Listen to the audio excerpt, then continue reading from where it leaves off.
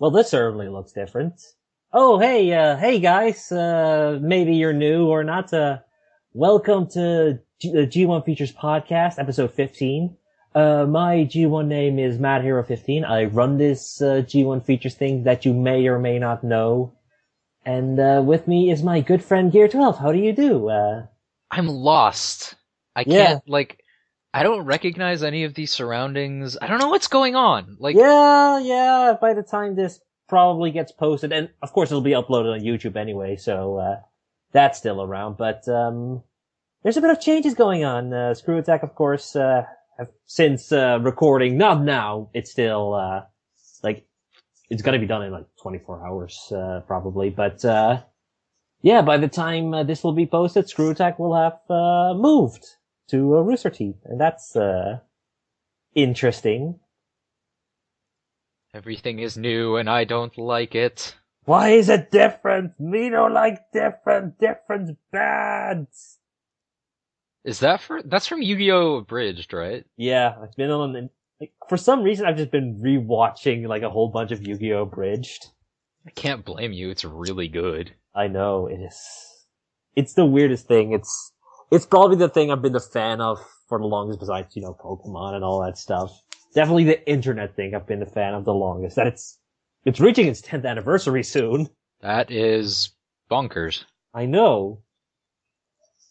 It's only gotten better since then, and of course we got the likes of Team 4-Star out of it, so, all well and good. A net gain, I think I would call it. Indeed. So how have you been doing recently besides, being lost and stuff? I've been actually pretty good. I've been working on, a couple things that I hope... Well, I say a couple things. I've been working on one thing that I hope I can talk about very soon. Just as soon as I get a little more information. But that is very exciting. And will probably be happening in the next couple days. Oh, nice. Okay, Yes. I don't know anything about this, but obviously... No, you don't. Even if you thought you did, it's not the thing that I was talking about a couple days ago. Oh, okay. No. That leaves me completely in the dark. But, cool, whatever. Oh, have you been doing anything else, like playing maybe a game or so, or whatnot? I've been doing a couple live streams. I did Broforce. I did Uncharted. That's a great game. I love Broforce. Broforce is so good. It's really hard, but it's so much fun. It's the best Contra game we got in a while. I think it's the third time that I've started over. Because I had it in early access. I got it as a gift from a friend. And then I played it again when it went into a full release. And because the game had changed so much, it started over.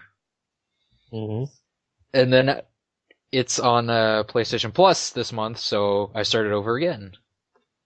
And it's so much fun. It's really hard, but it's just, It's really a lot of fun. And of course, which Uncharted did you play while streaming? The first one.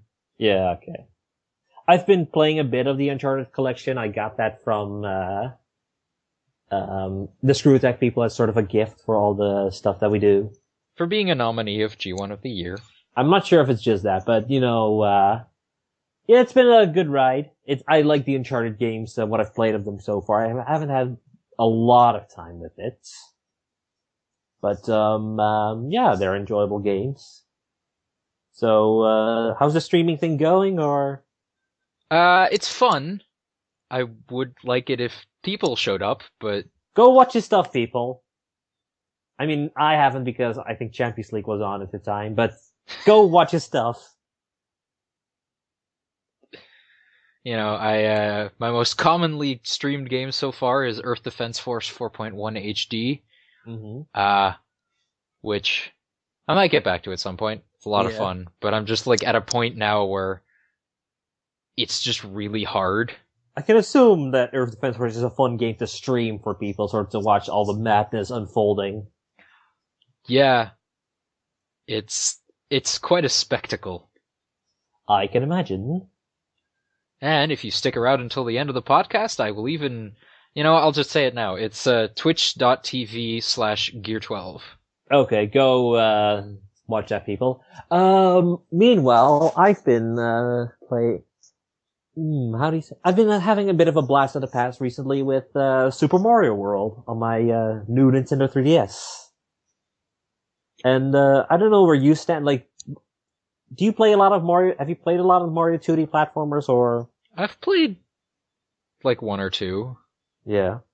I played, let me see, I've played New Super Mario Brothers. Okay, most people have. Yeah. I think I've played like a mobile port of Super Mario World, maybe? I don't think they ever ported to mobile, so... Not mobile, but like, handheld.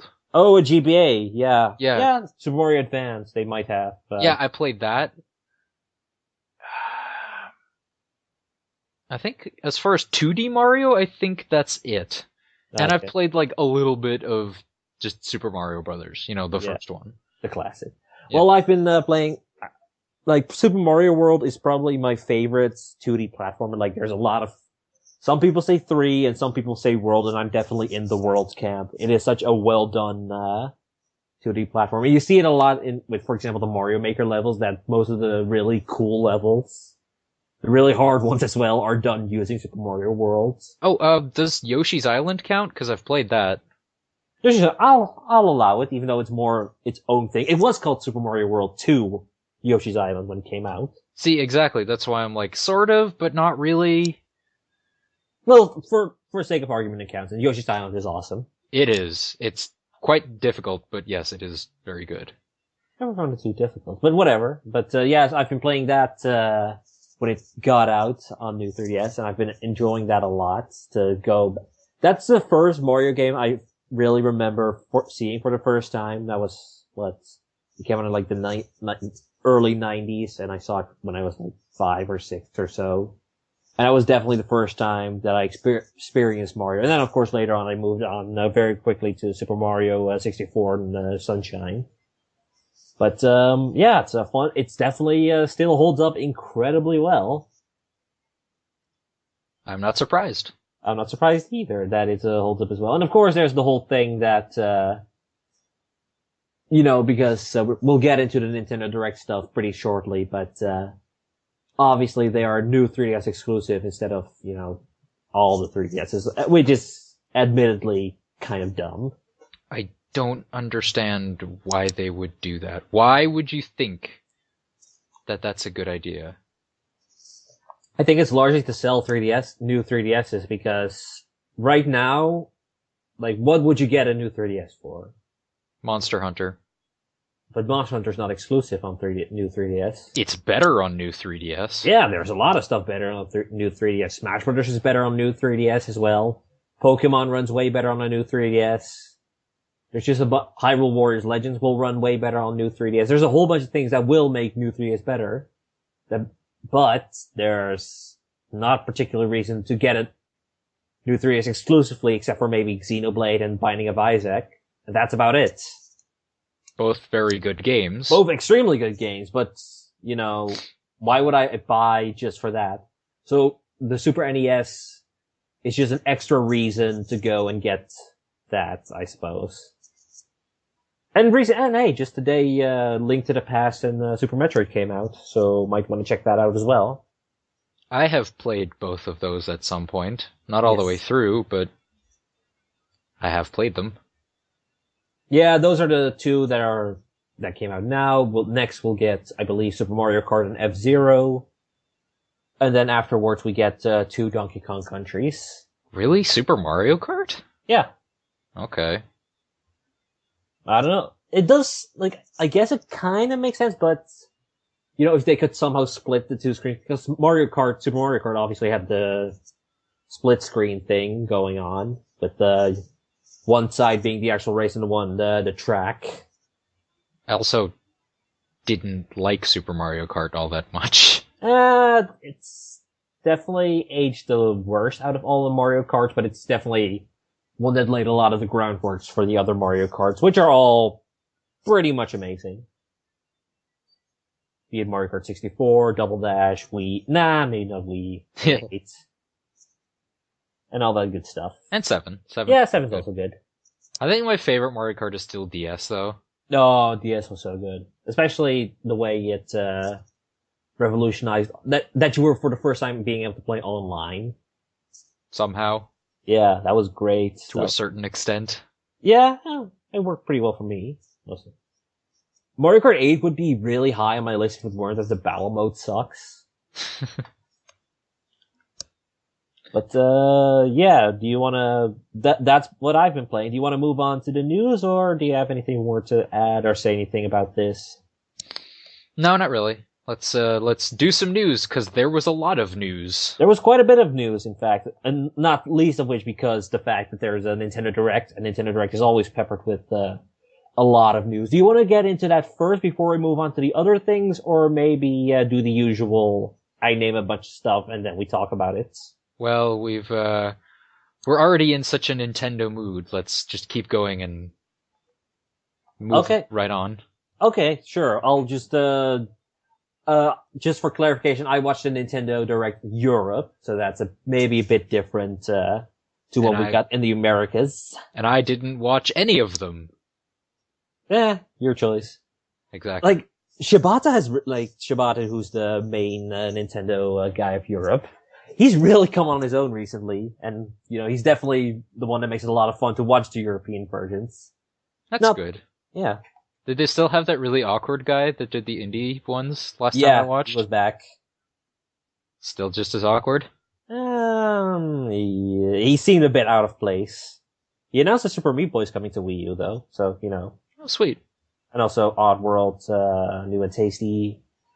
A bunch of cool little indie stuff. But, anyway, Fire Emblem Fates, which is out already in, the North America, is coming out in May in, Europe, which is nice to finally get a release date. Same with Yokai Watch, already out in, November, already out in the US a while ago in November, and now we're getting it in April. And there's a demo of it right now. Neat. Yeah, demo turned me off, honestly. It's way simpler Pokemon, pretty much. And the battles you do basically nothing. That's odd. Yeah, it was kind of disappointing. If you want a good Pokemon alternative, actually, there's a new Dragon Quest Monsters Joker coming out. Oh, really? Yeah. On what? On 3DS or? 3DS, yeah. Because, I played the first two, and those games are really good. Yeah. If you like Dragon Quest. Yeah, and also, of course, I've been talking about it a bit more. Cyber Sleuth is also, of course, a good alternative. Mm-hmm. It's a very Pokemon-esque game. But, some news, we got some more stuff about, Star Fox Zero, which is looking a lot better now than it did back in, when we first saw it at E3, where we just kind of looked, I don't know about this, but... Where it just looked like Star Fox 64 again? Yeah. It looks like they're definitely doing some stuff different now. Okay, that's good. Yeah, and also, interestingly, an old, some of you may know back in, I think E3 2014, Shigeru Miyamoto showed off two projects he, worked on, called, Project Giant Robot and Project Guard. Project Guard was basically you, using the Wii U gamepad as sort of cameras to sort of look around and, find robots and destroy them and all that, good stuff. Neat. But, that's back now, and it's a Star Fox game. Okay. It's called Star Fox Guard, and you play as Slippy Toad. Everyone loves that guy. I think, maybe, I don't know. I have no fond memories of Slippy. I don't think anyone does. I'm just, trying to... It just seems weird that he is the lead character of a game now. But, yeah, that's either coming bundled with a nice, sort of, that, first edition bundle from, Star Fox Zero, which also gets you a nice steelbook and an art book, of Star Fox, Zero. Nice. And it's also, I think, a downloadable. That's really cool. Yeah. There were updates for Splatoon and Mario Maker, basically for balancing issues and more items to explore. And it's pretty Mario Maker's getting a super hard mode, right? Sort of, yeah. Because there's the 100 Mario challenge. And there's an easy mode, normal mode, hard mode, and now there's a super expert mode. And they're adding, keys and doors, so you can't skip bosses anymore. Yeah, they're just doing a whole bunch of stuff, to add more creativity to the levels. And, Mario Maker is it's almost overwhelming just, how much stuff there is already. But, yeah, bring it on. I'm sure that people will have a lot of fun making, very dickish levels with those keys for sure. Mm-hmm. But I have to wonder how hard Super Expert's gonna be, because I find it hard already, like, really, really hard. Like, I can maybe beat, like, 5-6 stages before I lose all my 100 lives. Gross. And you can skip levels, but even then, it's still really, really tough. I don't know why. Then there was, how do you even describe it? There was the possibility of a crossover between Shin Megami Tensei and Fire Emblem, and people were interested in it. And then it Rightfully became so, I'd say. What? Sorry. Rightfully so, I'd say. What we got out of it has been interesting, to say the least. Yeah. It looks now officially has a new name, Tokyo Mirage Section /FE. Try saying that 3 times fast. I don't even want to say it once. Yeah, but basically it comes off very Persona-esque now, or something like that, and they've announced a release date. I believe it's coming out in June, and because the game takes place in Japan, or, they're just don't want to spend more money on it, the game doesn't have a dub, or at least, like, there's no English voice acting, just subtitles. But, more power to them. I don't personally care. Like, I've been playing Cyber Sleuth, which also doesn't have a dub. And that's been going fine. But finally, something to make the purists happy. We'll get to that part. Yes, we will. Because the next game is the new Paper Mario. How familiar are you with Paper Mario, or not really. I think I played the first one on an emulator for a bit. Yeah. And that's about it. I like the Super Mario RPGs. I don't really know much about Paper Mario. Yeah. Well, people are already a bit scared because Color Splash is the new game, and it looks amazing. It looks really, really good graphically. But some people are a bit worried that the game is taking too many ideas from Sticker Star. And Sticker Star is kind of the black sheep of the franchise. Yeah. It made things a lot simpler. It added a bunch of gimmicks. And a lot of people already seem to think that this is going to be pretty much the same thing. And already, there have already been these petitions to boycott the game. Are you kidding me? Like actual petitions? Those change.org things, yeah. I can see why you may be worried from the trailer that it may be a bit too gimmicky with the color mechanic and all that stuff and finding the toads again. But, guys, it's just a trailer. You haven't even played the game yet. You don't know if what they're gonna do with it. Just maybe, relax and wait a bit. I don't know. I think it looks cool, but there's definitely been people that are worried. It just...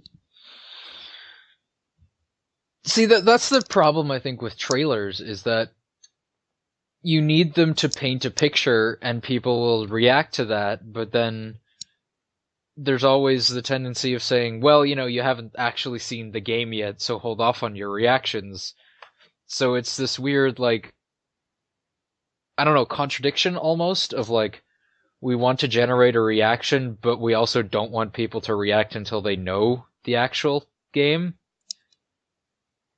It just very much comes off as a sense of entitlement.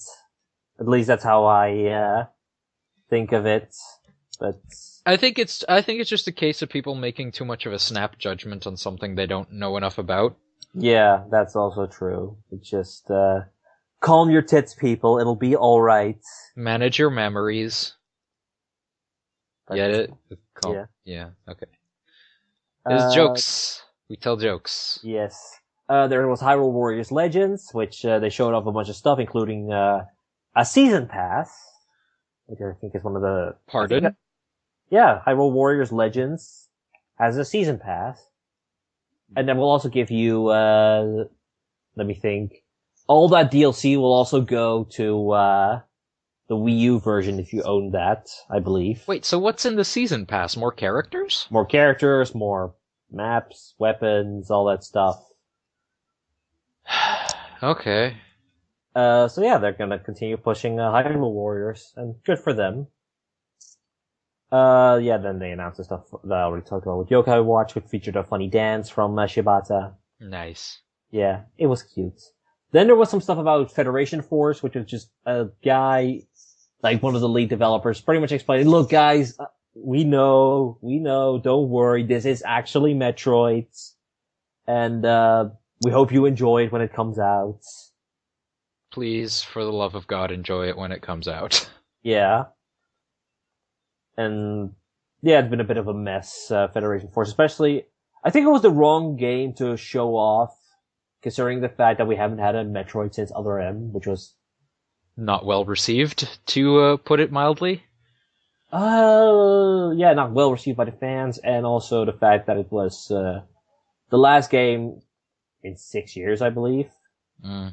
It's been a while, so to just, suddenly, that this is the next Metroid game is at least a bit of people kind of peeved. Mm-hmm.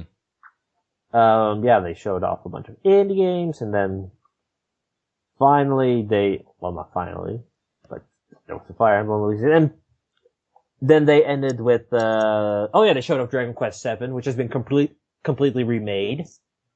Does it look better than the port of Dragon Quest VIII does? I mean, if it's a complete remake, I guess It is a complete remake in the sense that Dragon Quest VII used sprites. And this is like fully 3D? Yes. Sweet. So they have... the port of Dragon Quest VIII doesn't look all that good. Yeah, it definitely looks like a downgrade. Which is disappointing, because I was hoping that the 3DS should be at least as powerful as the PlayStation 2. It's not. I think it's just in between that level or so. Because it can run some like very intensive stuff. See, Monster Hunter 4. Yeah. And Xenoblade, which is a downgrade of a Wii game, fair enough, but that's a Wii game. That's one generation on from the PlayStation 2. Yeah, it's all a bit messy.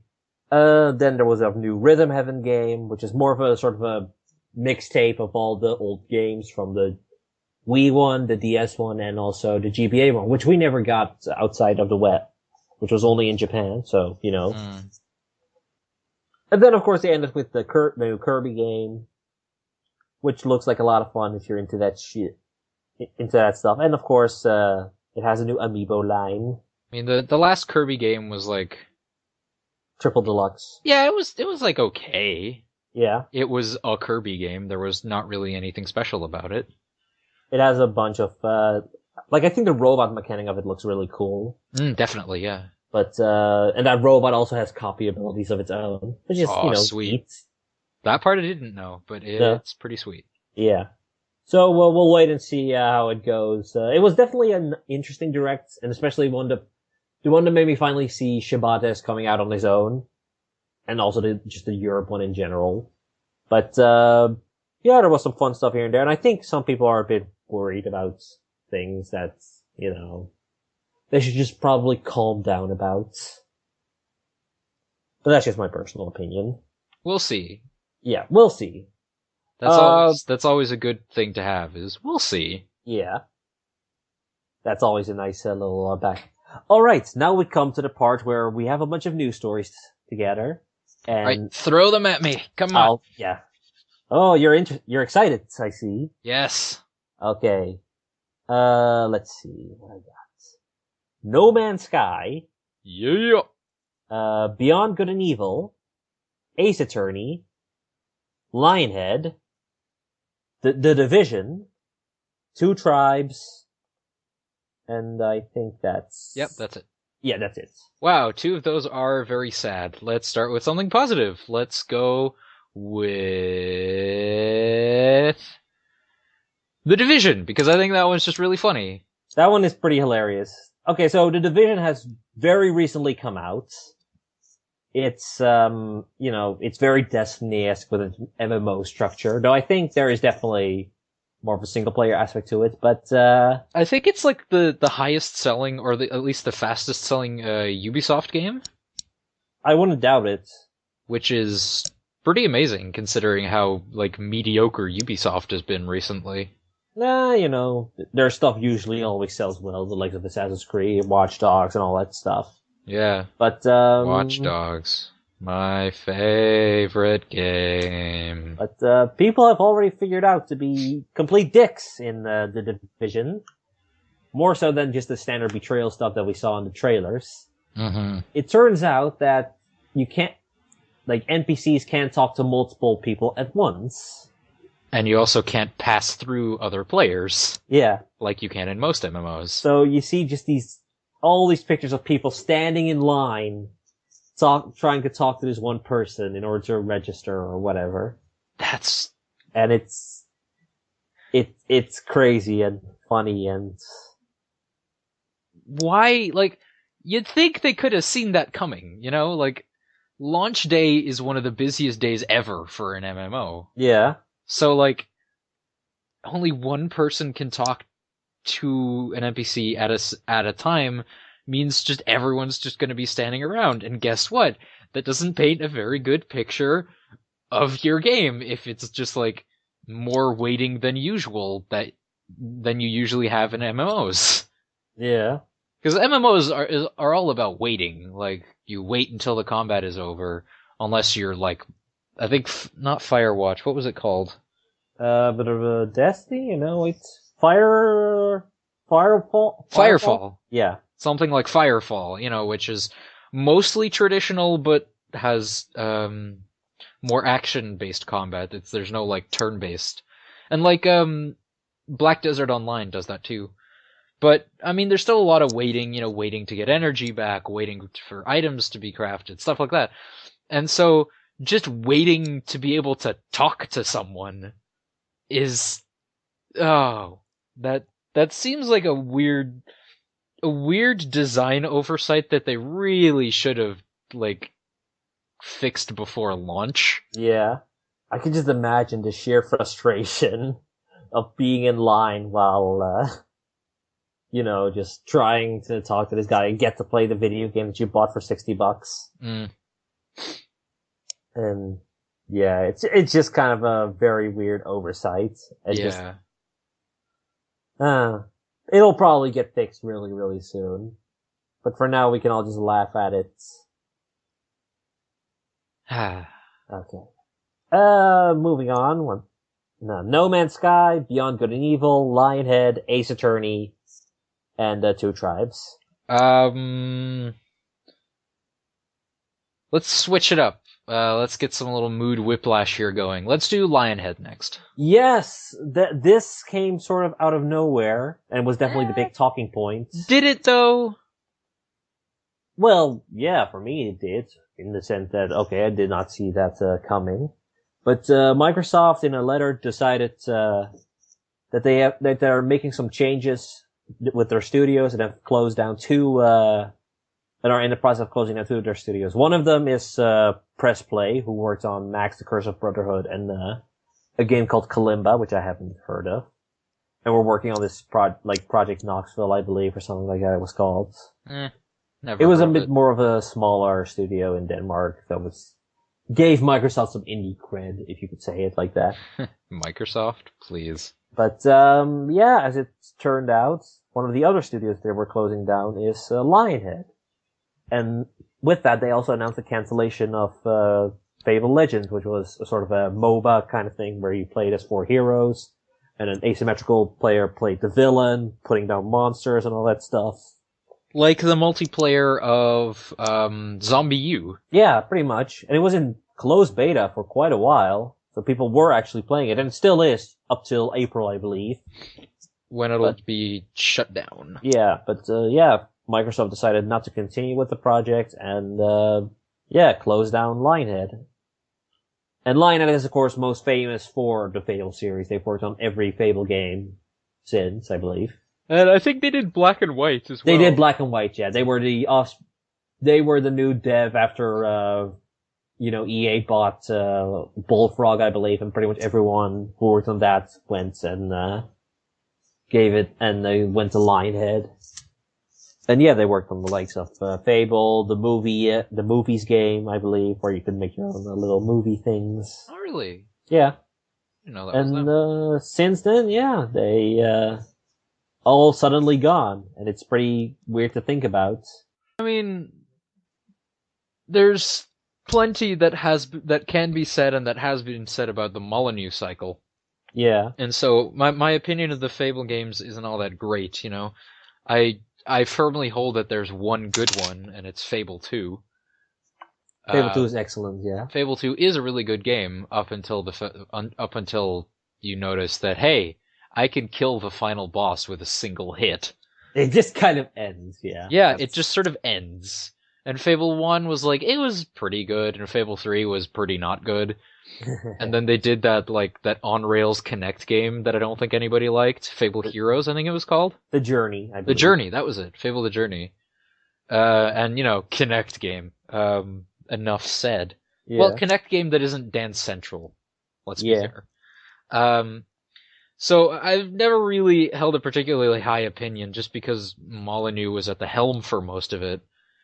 And I mean, it's sad to see people lose their jobs, obviously. They made some games that people like Fable 2. And there's probably people out there who consider Black and White to be kind of a cult classic. And I kind of wanted to get into that game, but I never really, I've never played it. Because it kind of seems cool, but I've never actually played it, so we'll see what happens. Yeah. I really like Fable 2. Fable 2 is probably one of my favorite Xbox 360 games. Oh, absolutely. I really like Fable 2 as well. The Fable itself, the first Fable, it's okay. It was a series definitely, it was filled with ambition and ultimately, it never really came to pass, especially with the likes of Fable 3, which, yeah, that's kind of went, but, with Fable, Legends, Fable Legends now cancelled, you can also kind of assume that the IP is no longer being used by Microsoft. Yeah. Maybe they'll move it to a different development studio, but probably not. I don't see that happening, though. Which is kind of a bummer in the sense that I always kind of had a soft spot for Fable, and just see it go away is kind of... Fable is that franchise that, that you wish could have been better. Yeah, absolutely. It was this close, and then every time just kind of, missed the mark. Yeah. Really sucks about Lionhead. Also Press Play as well, which got, the boot. And we hope, obviously that everyone, gets on their feet and finds new jobs. Yeah. Here's hoping. Yeah. Okay, moving on. No Man's Sky, Beyond Good and Evil, Ace Attorney, and Two Tribes. No Man's Sky next, which is just really weird, mostly. Yeah, basically, No Man's Sky has now a confirmed release date. It's coming out in June, I believe. Yep, June. Yes, it's getting a nice little collector's edition, which is PC only for some reason. And it's $60. Which surprised people, apparently. I think it would have surprised me at some point, but later on I was just like, nah, the writing was on the wall that it was going to be a $60 game. We kind of already saw it with The Witness, which cost $40, I believe. But, I'm not too surprised. No, that was honestly what I was expecting it would cost. I mean, the main argument is it's a studio of, I think 11 people are 15, Hello Games. I believe. Okay, 15 people. That make up Hello Games, and so it's it's a small team, it's a small studio, it's an indie game, which is technically true, I suppose, but it's a very high-budget indie game. There's, there's already, a procedural generation engine in there with full 3D high-definition graphics. That can't be cheap. There's no way that's cheap. And it's got an estimated, I think the estimated figure for the number of planets was 50 quintillion. Yeah, they said something along those lines. And to put that all into like a 10 gigabyte package, which like I think it was like Gears of War, Legendary Edition or whatever the last one was, the re-release definitive. Shit, I don't remember. The definitive edition in all but name is like $16, gigabytes. Uh-huh. A lot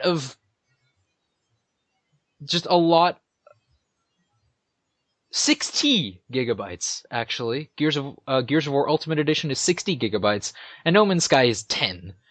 Yeah. A lot of work has been put into this, a lot of time. You know, it got announced a while ago.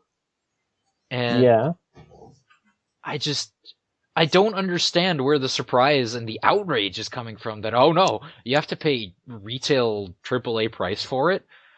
I mean, we don't know whether it's going to be worth the $60, but I think in just as terms of its quality, because we barely know anything about this game. Yeah. But just the sheer amount of content, I'm really not surprised. Neither am I. It's such a huge game, so then how can you be surprised that it's going to be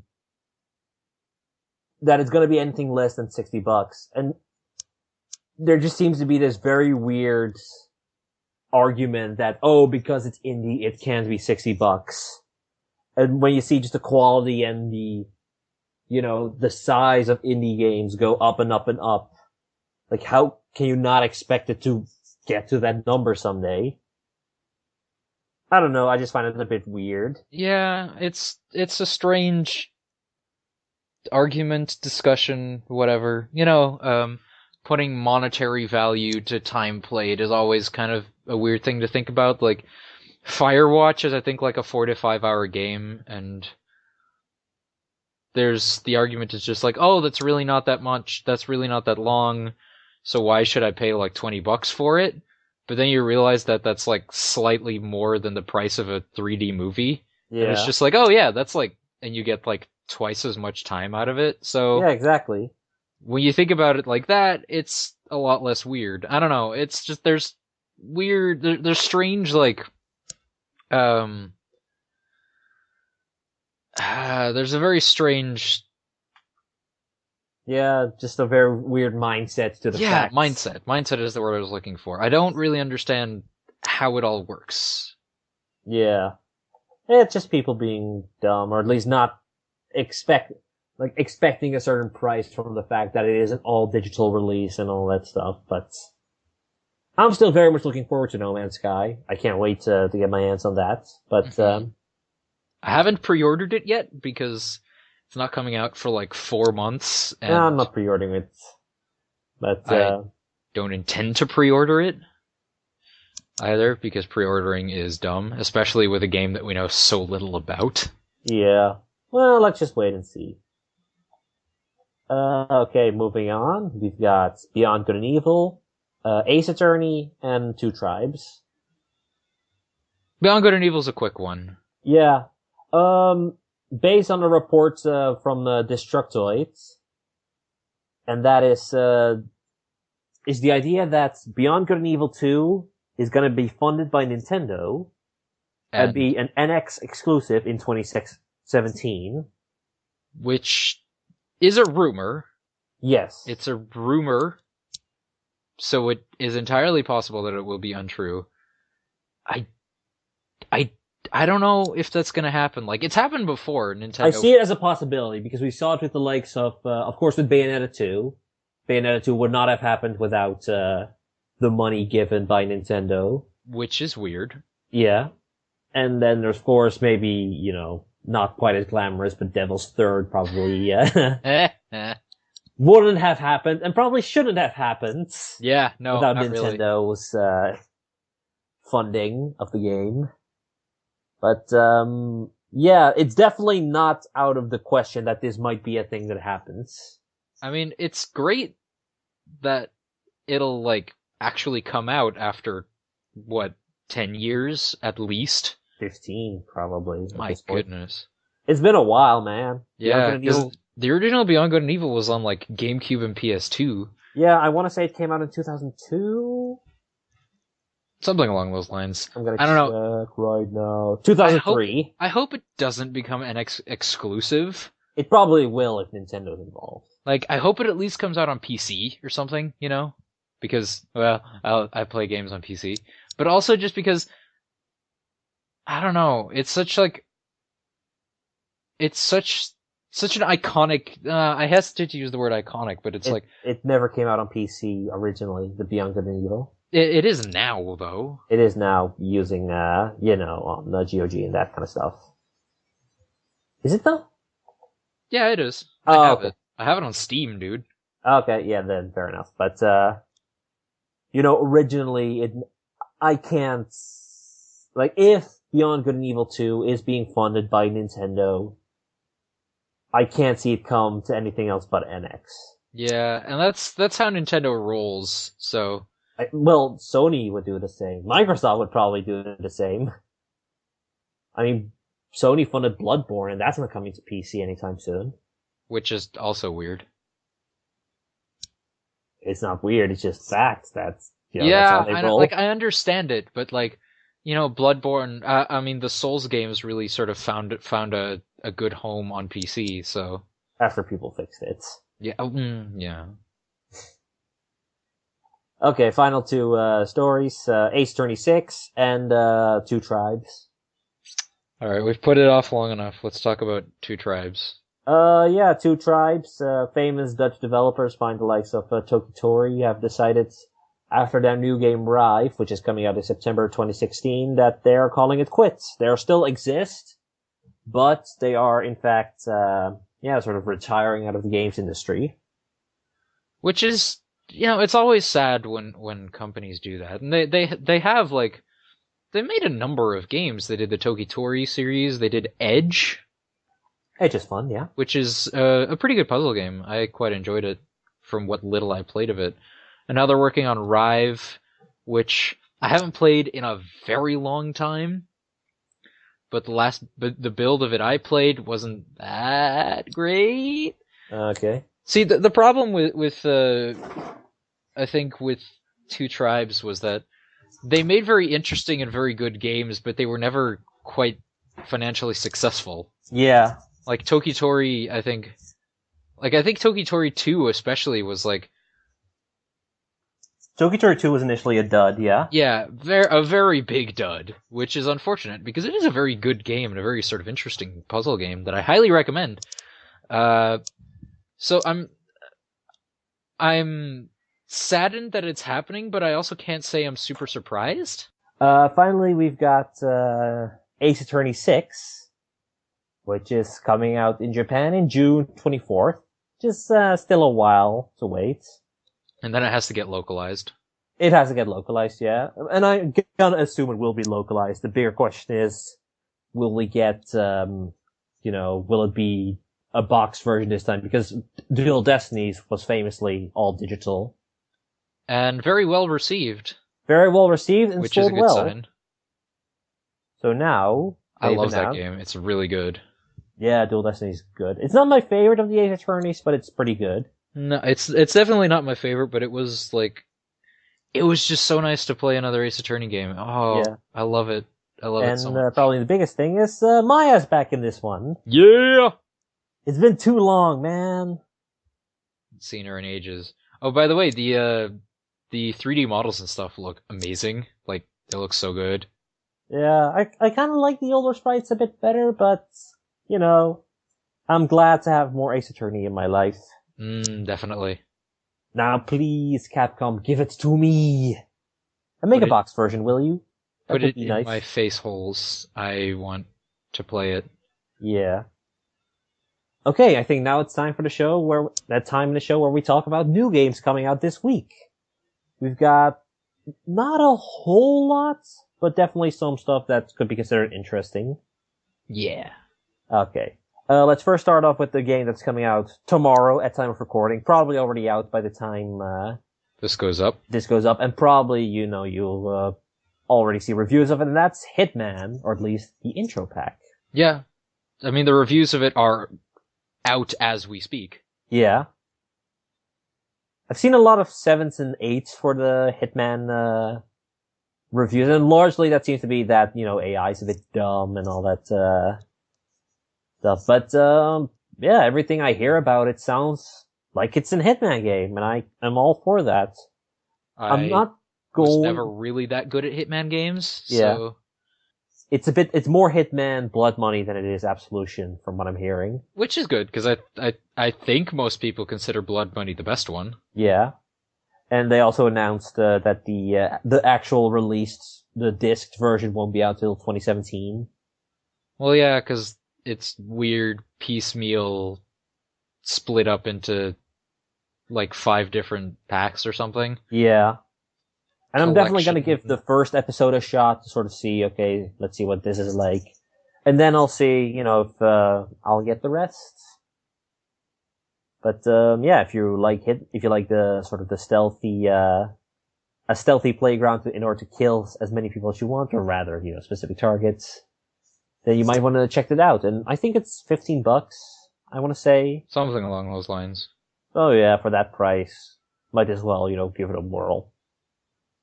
The other game is Ori and the Blind Forest Definitive Edition, which is coming out on Xbox One. A game that got a pretty, a lot of like critical acclaim when it came out, so. Yeah.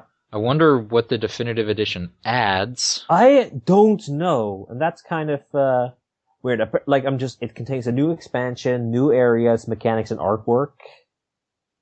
And, it adds an easier difficulty level, easier fast travel. It's basically like, okay, let's, work on it a bit more. And the game was already really well received when it came out first. So they're only just making it better. And, also, for a small fee, you can upgrade your copy of Ori and the Blind Forest for the Definitive Edition. Nice. So not free, but, you can upgrade. Yeah. Up next is, EA Sports UFC 2. Which continues the tradition of the Curse of the Cover. Yeah.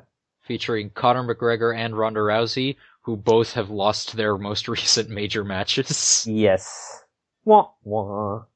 For the rest, UFC is fun to watch, but, don't really particularly care for an EA Sports game besides FIFA. I'm much more of a wrestling person than a UFC person. Yeah. I mean, CM Punk is in this one, right? Or, Yup. Okay. Despite having played no match so far. Well, he is booked for a match.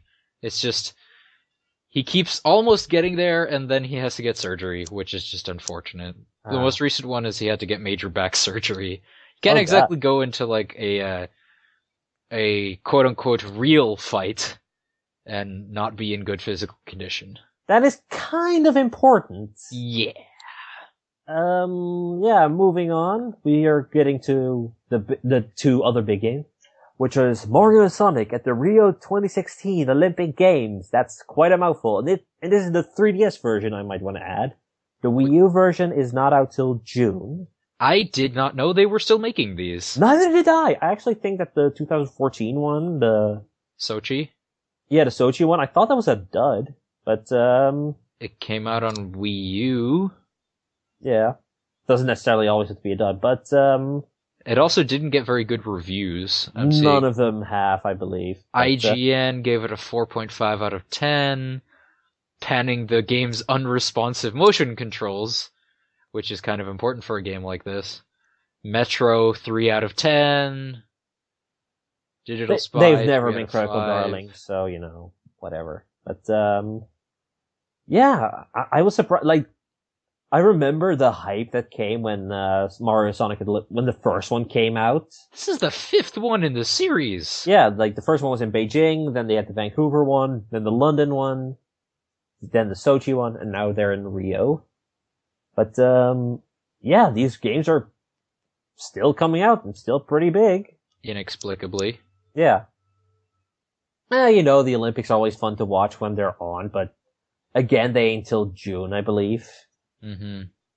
And, yeah, have fun with that, playing it, on the 3DS. I won't. I won't either. What I will probably be playing on my Wii U is, Pokken tournaments. Really? Are you that much into fighting games? Not really, like, the very classical fighting games. I'm not, I'm just like, I like playing them, but I'm just not good at them. But, Pokken apparently features a more simpler style of gameplay. And it's Pokemon. That's my jam. I like playing it. So, I suppose that's true. yeah. So, like, Pokken Tournament was probably a game that I've always wanted when I was like 9 or 10. Right. Like I wanted Pokemon games that made you play like, Pokemon battles went in the anime, all flashy and all, those types of strategies and stuff. And this is probably the closest thing to that. Mm-hmm. So that's why, I've been excited for it. And, the roster for it is okay. Yeah. So Okay. it's alright. Like there's, for example, 2 Pikachus. A couple of good picks and also Chandelure. Hey, don't diss Chandelure. Chandelure's cool. Chandelure's a cool Pokemon, but like, how's it gonna work in a fighting game? Well, we'll find out soon enough. Yeah.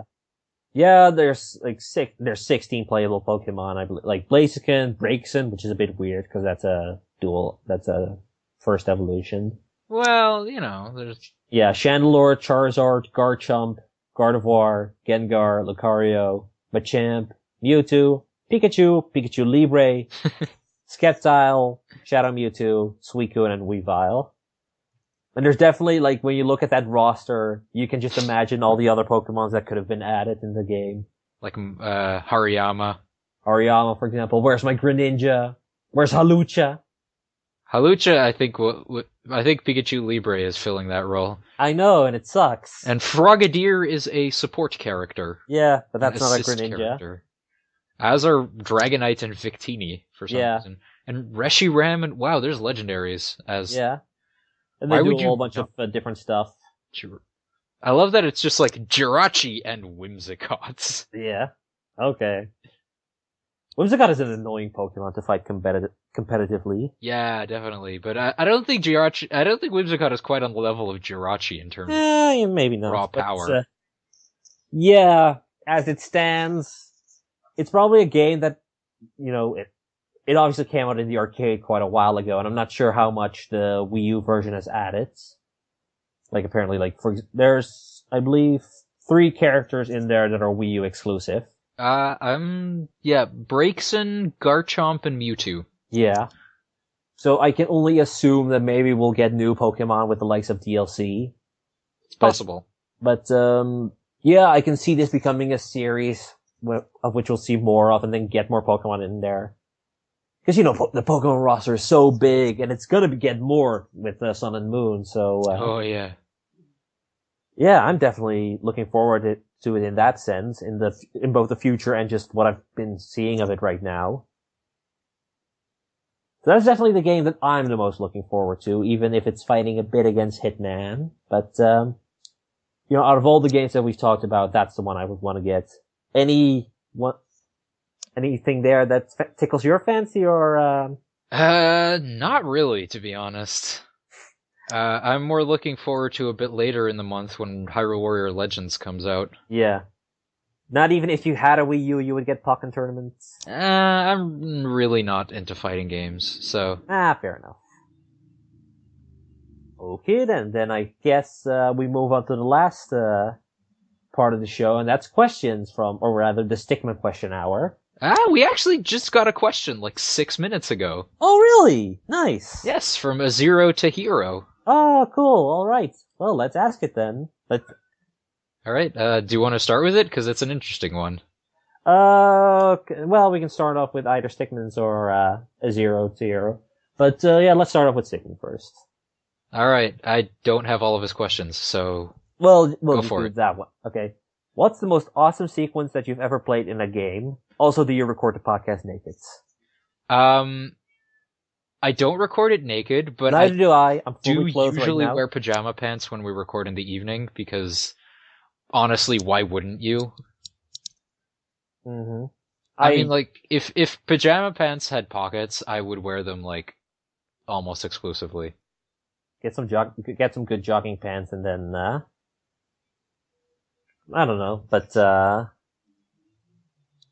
And the most awesome, what was it? The most awesome sequence in a video game? yeah, That's a tough one. that's a tough one. There's some pretty cool sequences. Uncharted, of course, is famous for them. Yeah, but I think just because like those are scripted.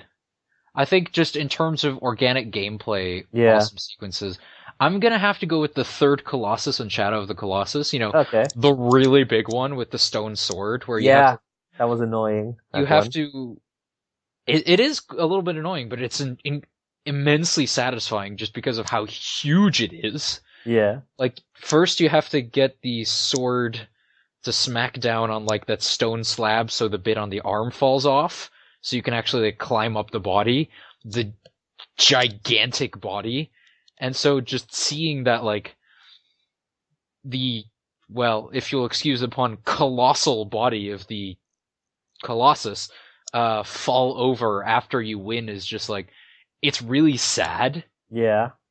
But it's just so satisfying because it can be quite frustrating, but also just because leading up to it, the climbing and like it has like a little perch where you can rest and regain your stamina on the body itself, There's like multiple parts that you have to stab. It's just that whole sequence it's extremely memorable, which I think is a good sign, but it's also just the immense satisfaction of finishing it is just it's beautiful.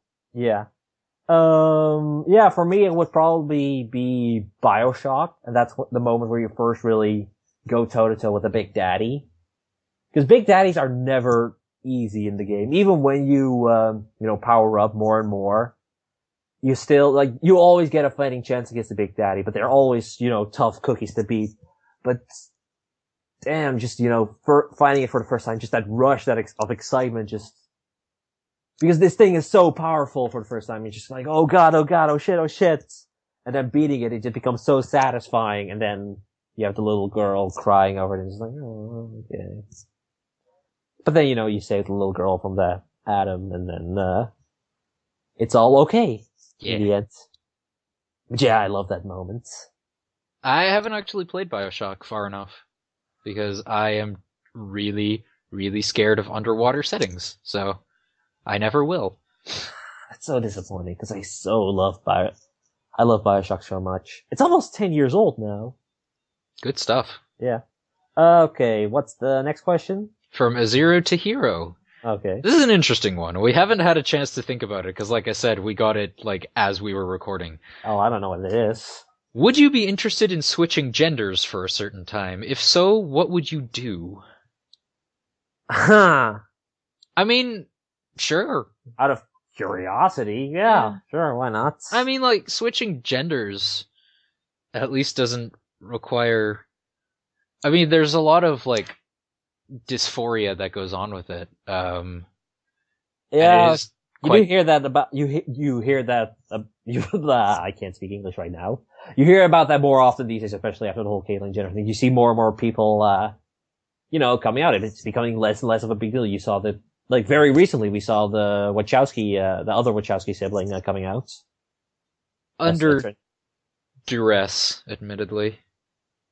Like, the Daily Mail threatened to out her if she didn't do it herself, basically. Yeah, that was, yeah. Continuing to show that the Daily Mail are scum and you shouldn't support them. And isn't that kind of obvious by now? But, it's kind of, comes with an obvious caveat, because I don't, I'm pretty comfortable with being, a guy. But, I mean, I'm certainly not, I do consider myself, cisgendered male. Admittedly, I do try to, like, subvert a certain number of stereotypes in that regard. But, like, I think just having the privilege of being able to do that as a thing of curiosity, I think would be interesting because it is such a fundamentally different experience to be female than it is to be male. So, I mean, it's one of those things that, I don't know, when things like this come up, I always say, like, it's kind of like trying to explain the concept of red to a person who's completely colorblind. It's just like, you can like read about it and you can hear about it and you can have all this information, but there's always a barrier getting in your way of like truly understanding it. I just wonder if there's like if there's a time limit to it, if just for like a day or a week or so. A certain time, and Yeah. I don't know, like, I think I would be like incredibly, I say this being incredibly privileged in this hypothetical scenario of like, I think it would be interesting and I would definitely be interested in seeing, I don't think I would really do much different in my life. I would just like see and compare how like people reacted differently depending on the situation of whether I'm assuming in this scenario I would be like visibly, clearly presenting as female. So that's definitely something to take into consideration. I don't know. I just play with my tits all day or something like that. It's just thinking as the stupid cisgendered male that I am. But there is a sense of curiosity that goes on with that. I'm more along the lines of like, who like how would people react differently to the way I behave depending on which gender I would present as? It's interesting to think about, and I think that is the main motivation to, if I was ever in this hypothetical scenario, that I would take up that offer. I think it's only natural to be curious about it. I mean, there are these people that go, "Oh, hell no, I'm staying at the way I am," and all that stuff, but you can't help but be a little curious about it. And then there's people like you who would just play with the hypothetical breasts all day. Yeah, that's kind of, it will probably happen, but it's also you do want to see the world through different eyes and see how that goes. But, I think we've reached the end of the show. Yeah. That was a very interesting question. Thank you for that. Interesting. Yeah, that was interesting, for sure. That's definitely not something that I expected to ask myself. But, if you're listening, new Rooster Teeth people, hi. How you do? I hope you enjoyed the show. There's 14 more episodes to listen to. None of them are great, but we try. Yeah, we try. You can follow me at Madhero, at the Madhero on Twitter, and you can, go subscribe to G1 Features. I'm not sure if all the subscribers are gone now, so, it would be nice if you, gave that a whirl. And, where can they find you? You can find me on Twitter at Gear12_Turbo, and as I said before, on Twitch at twitch.tv/Gear12. All right. I see that there's a new Captain America Civil War trailer, so I'm gonna watch that. Bye, everyone. There's pictures of Spider-Man. Wait, what? Yeah. Oh shit! Now I definitely have to check it out. Okay. Bye, everyone. Bye.